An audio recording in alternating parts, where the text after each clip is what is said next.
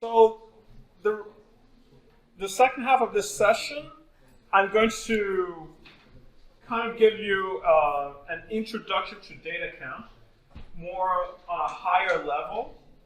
I think most of you have already started doing the courses, so I'm not going to explain how the courses work, but I'm going to explain kind of the layout of what is offered there. So the first part, which I think most of you have already done, are the DataCamp signal assessments. And I've already explained this, that these are timed assessments. And the ones I'm having you do for this course are just for R programming and Python programming. But there's many other assessments that you can discover.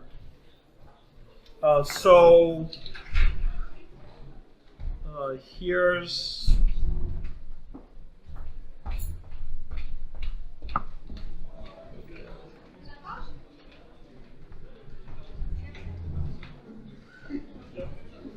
So in the assessment section in DataCamp, they have 17 different assessments. They have some theoretical concepts. So the ones that I'm having to do are basic Python programming and R programming. But depending on specific courses that you take, there's some on data manipulation with Python or with R. There's machine learning fundamentals in Python and R. Importing and cleaning with Python and R, data visualization, statistical fundamentals with Python, and many other specific topics. There's also data analysis in SQL. So the idea here is self-testing. It's just seeing where you are at. So these are 10-minute tests, and those of you who have already seen them say that they're quite intense. They're timed. They give you a question, and you have to answer in a very short amount of time. And at the end, they give you a score, and they compare you with everyone else who has done the test. Now, it's very important to understand when you see the score, and they say, are you beginner, intermediate, advanced, and so on, it is not comparing you with other students in the AIBT program. It is not comparing you with other people in general. It is comparing you with professional programmers who take DataCamp courses. So it's a very high level of comparison. And so that should actually encourage you relative to your score, that it's comparing you based on professionals who are learning these data science concepts. And that should relativize that you might be doing better than you think, okay? So you've already experienced some of this, but some things about when you take these assessments are that they are adaptive. Maybe you don't realize this. And an adaptive, I don't know how many of you have taken an adaptive computer exam before, but it can be a rather stressful experience. Because usually you're used to a test has a series of maybe 10 questions, and some are harder, some are easier, and you go through them. But that's not how an adaptive test works. An adaptive test has maybe around 100 questions in their bank, and then they pull out an average difficulty question. If you get a question correct, then they'll pull out a harder question. If you get it correct, they pull out an even harder question. And so the better you do, the harder it is, the more you sweat. But if you get a question wrong, then they pull out a slightly easier one. If you get another one wrong, then they pull out an easier one. So that's so that it's not just going to give you questions that you'll all fail. They try to find what are you able to get correct, and they give you a score based on that. But it's also so that as you do an adaptive test, if it's very hard for you, and it seems like it's getting harder, that could be a sign that you're doing well. So the stress quotient is a little bit different. So just be aware of that. Now, one thing about DataCamp assessment, these are not classroom tests. And maybe what I'm going to say is a little bit controversial, but for me, it's fine to answer them open book. And the reason I say this at first, it's not a classroom test. I said closed book, everything. That's not the point. The tests are timed, so you don't have the time to go and search the answer, find the answer, and answer it. It's going to be finished. The open book is that if you just have a coding sheet with quick codes, if you know it, but it's just what's the correct syntax, it's fine to just look it up and answer that. Because if you know it and just a little detail like that, then that's fine. Because real life programming is open book. When you're doing real life programming, you're not memorizing programs. You have look up, okay, what's the syntax for that, and then you do it. And so that's why, to me, it's fine having a code sheet on the side to answer these things. Because if you don't know it, the code sheet won't help you. You won't even know where to look. But if you know it just on the tip of your tongue, what's the right syntax, then that's like real life programming. Then that, I think, is a more realistic indication of what you really know. Yes?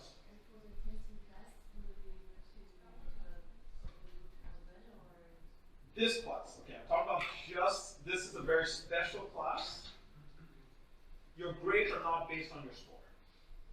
In this class, your grades are only based on you completed it on time. The purpose of the assessment is not to do a test and get a grade on the test. It's to just see where you are at. And so to me, if you just need a code sheet to just remember details of syntax in the 45 seconds or so, that's perfectly fine. And I think that's a more realistic indication of what you know as a programmer than if you have to memorize every bit of syntax, which real programmers don't need to do. So for me, in this class, when you're doing the DataCamp signal assessments, it's perfectly fine to do so. And just so that you know, even if you've done the assessment already, you can do it as many times as you want. You can take another assessment after a week or so, see how you're doing, you can take it again. So no problem. I think with the free version of DataCamp, maybe you can take it once a month, but with the academic version, you can take it as often as you want. But for this class, I only want to know at the very beginning what you got where you started with, and then at the very end, what you finished with. I'll ask you to submit those. In the middle, it's just for you. If you want to see your progress, you can retake these. Again, because it's adaptive, it doesn't ask you the same questions. It'll ask you new questions each time. Okay? So it gives you a realistic. This is just for your personal feedback. So there's no point cheating yourself. But my point is that looking at syntax is not, to me, it's not cheating. It's more a reflection of real life coding. And that's controversial. That's just how I see it here. But again, the grading for this class, it doesn't matter what your score is. It's just you completed it on time. And so try to do the assessment that most accurately reflects where you are now. Okay? Don't try to inflate your grade by any means. There's no point to doing that. Okay. Any question about the assessments and how it relates to this class? So here are the links for the assessments. To be honest, in previous semesters, I had students do the assessments in class. So let's say, how is it now? And it's always a disaster because then with everyone connected at the same time, doing the assessment at the same time, the DataCamp site freezes. So there's no need for that. The deadline is tomorrow night.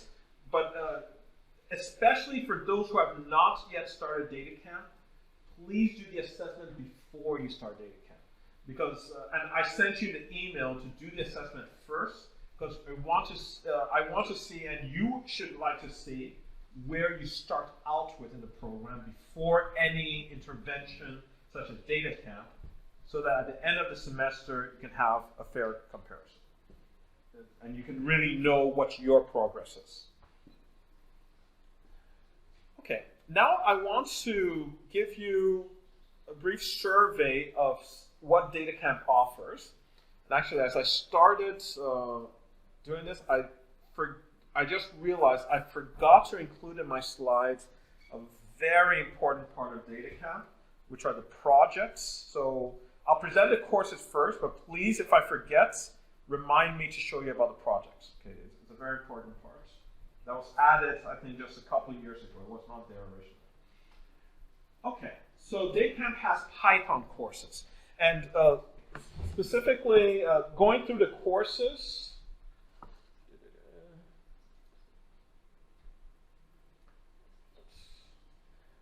okay, so the courses that DataCamp offers, so now they're at 379 courses, and they keep on adding courses. That number keeps on growing year by year.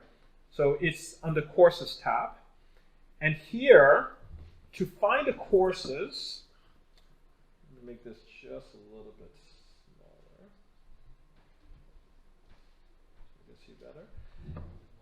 You can click on this Filter Courses button. It's not that visible, but there you can then filter to focus on what you want to see more. So here, there's lots of Python courses. So they have like 147 courses on Python. But you can filter further, like you want to know Python and machine learning. Okay, so these are Python courses on machine learning, or Python programming, just pure programming. So they have like 23 courses on. Now, even though it says Python programming, and I said Python is a general programming language, DataCamp focuses on data science and machine learning. That is its focus. So it does not have Python courses on Python web programming. It does not have Python courses on Python app development, just so that you know that. And those subjects have very different libraries, which will be quite different from what you can learn on DataCamp. You need to go elsewhere for that. So I just want you to be aware of that. It's not a complete tour on all the many magnificent things that Python can do. Focuses on, even the programming course have a specific focus on Python's ability to do data science and artificial intelligence. And I want to say not even artificial intelligence, machine learning, which is a subset of artificial intelligence. I won't get into it now, but in your other courses, especially this week, they're going to explain these terms. What are the differences between machine learning, data science, artificial intelligence, and so on. So I'm not going to go over that, but I think the other courses this week will explain those better. Okay, then, let's see. So that's on Python. Then there's also courses on R. So they have almost as many, so 140 courses on R. So DataCamp is pretty evenly balanced between R and Python. And I'll say for probably 80% of the Python courses, they have another course that teaches the same thing in R. 80% of the R courses, they have Python course that teaches the same thing. But then there's maybe 20% where there's no overlap, that maybe Python is much more specialized or R is more specialized where they don't have overlaps there. Okay. Then some other specialization. Now, another very important area, and I'm not assigning you any courses on this semester, but spreadsheets. Okay. Here I'm going to show you more than what you're being assigned this semester. I want you to understand what DataCamp has. I assume everyone here knows how to use spreadsheets.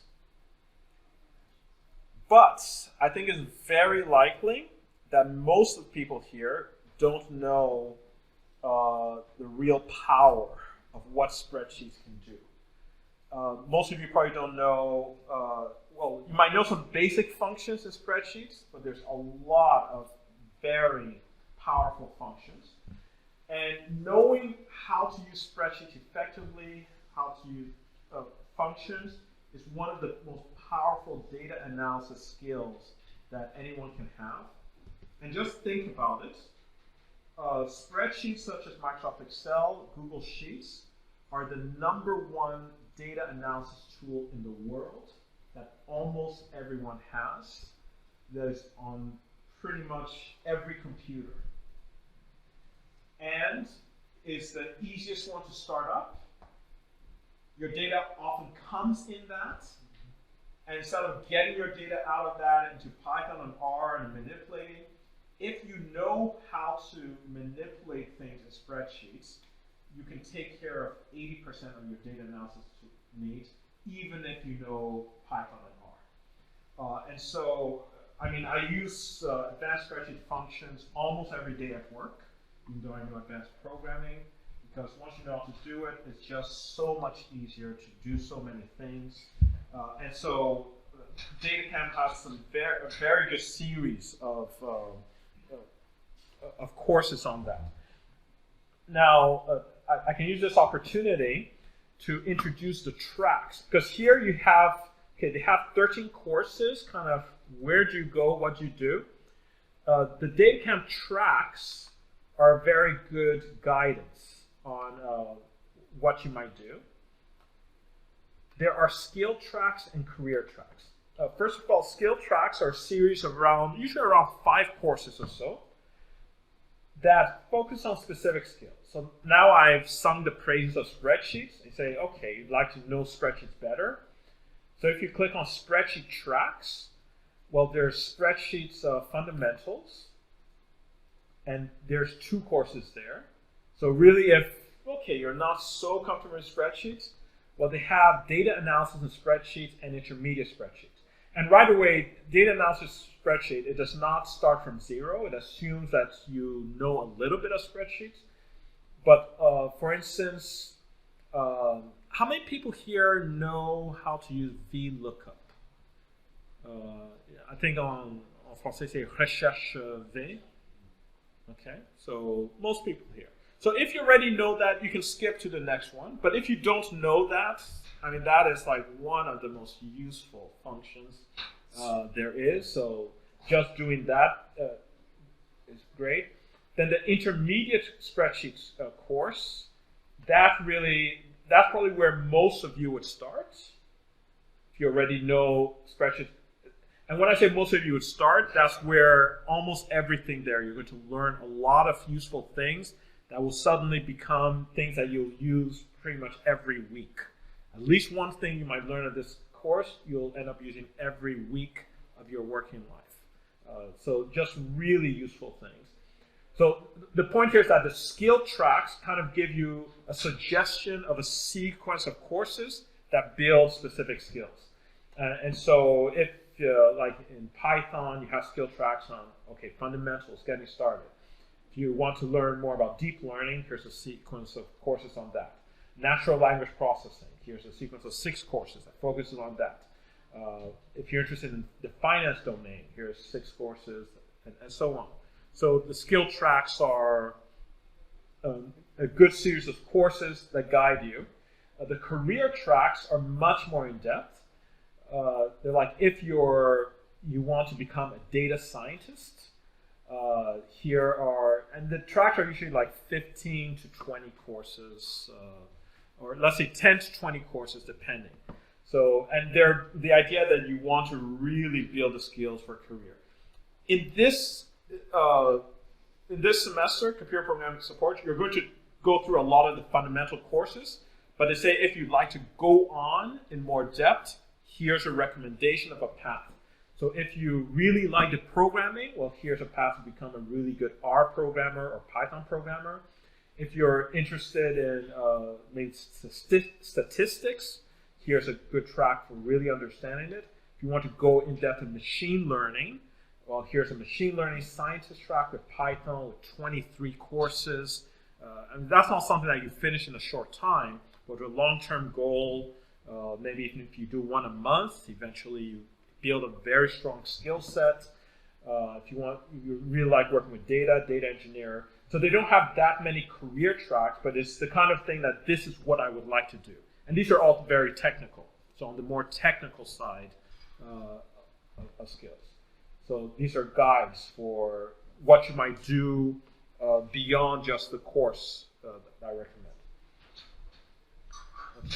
Then, okay, one note, an important note about the spreadsheet courses. DataCamp mainly teaches Google Spreadsheets, not Microsoft Excel. They have a single course on Excel. Most of them are in Google Spreadsheets. The good news is that the functions in Google Spreadsheets, 99% of them are copied directly from Excel. They just took Excel functions and directly, meaning that what you learn in Google Spreadsheets on DataCamp works exactly the same without changing it in Excel. So it's completely equivalent. The only thing that is different is the interface. The user interface is very different, but it has its equivalencies. You just have to go through different menu systems to do the same thing in Excel. So don't worry, even if you're learning it in Google Sheets, you can apply 99% of that in Excel. So don't worry about that aspect. Then there's also a number of core data science concept courses. And here they call them, DataCamp calls them theory courses. I don't like that use of the word theory, but that's what they call it. And these are no coding courses. So they have topics like understanding machine learning, so just the concepts. And these ones, especially these initial ones, some of these are not, you're going to learn that and more in your AIBT program. They're made for people who are not in a program like yours. But some are quite useful, like machine learning for business. So really making the link between business and machine learning, understanding cloud computing, data communications. Here's an introduction to statistics with concepts, but without the coding. This is a new one I haven't seen, but Amazon Web Services, cloud concepts. So sometimes you want a big picture ideas, and they have videos and they have little exercises, multiple choice questions, matching questions, but no coding. But these are really good courses. And actually, it's not part of the computer data program support course, but in another of my courses this semester, I will assign you some of these no-code DataCamp courses because they give really good, valuable concepts. So those are definitely worth learning and exploring as well. Then there's SQL courses. So this is for database programming. Let me say, okay, this is my biased perspective. And I've taught, not here in France, but when I was in Canada, I taught database management for years. And I've been a web programmer, working with MySQL. My personal take on it is that any programmer needs a basic knowledge of SQL, that's for sure. And you're going to, in the computer programming support course, we'll give you an introduction to SQL. You have a course on database management where you learn more SQL, how to put it together. And I would say that for most of you, that's all the SQL you need in your professional life. Because the main thing a programmer needs with SQL is just to know how to use SQL to get data out of a database and put data in there. Just communicate from your Python or R program with SQL, and that's enough. Going beyond, and you can see there's 30 courses, is mainly for people who really love that so much they want to work primarily in data management. They want to manage databases. They would like to learn about big data and big data management. Then I'll say definitely go for that. But if you're just looking at SQL as a supplement, you probably don't need to go beyond what this program gives you. It's enough for your professional life as a supplement. Okay, so that's just a thought. I can talk to you more about that if you want it. Because I just encountered a lot of students who want to learn SQL, who want to do an SQL track, because they've seen job apps that say that you need SQL. And it's just, SQL is simple enough that you don't need to go in depth to be really useful for what you need, unless you really want to work full time with it. Okay. Then there are some courses on data visualization, Microsoft Power BI and Tableau, and so these are very popular tools for visualizing data, and they're very useful skills to have. I think a lot of Schema courses have, I'm not sure which course, but I think at least one course in your program will teach you Power BI. I can't guarantee that, but it is available on DataCamp. I'm not sure exactly how it works because it used to be, I'm not sure if it still is, but Power BI used to be a premium course, meaning that it was not available to our academic program. I'm not sure if that has changed, if it's now available or not. And Tableau is a premium course, meaning that normally it's not available in the program, but DataCamp started a new collaboration with Tableau, and I applied, so I have a Tableau teaching license, and together with my DataCamp license, you do have access to the Tableau courses. I think also Power BI, and both Tableau and Power BI are excellent. Tableau used to be absolutely #1 in data visualization, but in recent years, from the ratings I've seen, I think Power BI has caught up, where Power BI is as good, maybe a little bit better, and Power BI is far more available because more people have Microsoft licenses with Power BI than they can get Tableau licenses. So I do recommend those as well. Then there's lots of specialized courses.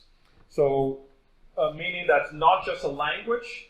So we've seen that there's machine learning courses, tracks dedicated to machine learning. So that's something that's very important in this program.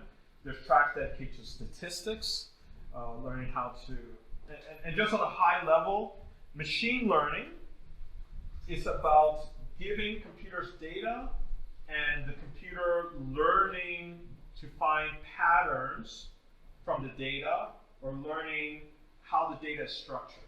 The programmer does not tell the computer how to interpret the data. The computer algorithm receives the data and then figures out the structure. That's the basic idea of machine learning. And this is artificial intelligence. It's very different from typical database management, where the programmer kind of gives the computer the structure of the data. Statistics is fundamentally about you take a small amount of data, like maybe from 30 people, and based on what's 30 people picked randomly, and based on that, those 30 people picked randomly, you know reliably what's the 1,000 people that random sample came about. So how can you go from 30 people picked randomly and say that this is what is also true of the 1,000 people from which those 30 people were picked randomly, making that link? That's what statistics is all about. So that what I described is called statistical inference, and that's a hugely important skill. Then there are specialized courses on financial analytics, so related to finance. There's courses related to marketing analytics, so specifically marketing. And by analytics, I mean machine learning, data visualization, and analysis related to finance, the marketing domain. There's one or two for human resources analytics. Remember, there's at least one person who works in human resources. There's supply chain analytics. There's, I think, like with process mining and so on. So there's a number of specialized courses if you have a specific domain. And I'm not even talking about others like biostatistics. There's quite a few specialized courses there.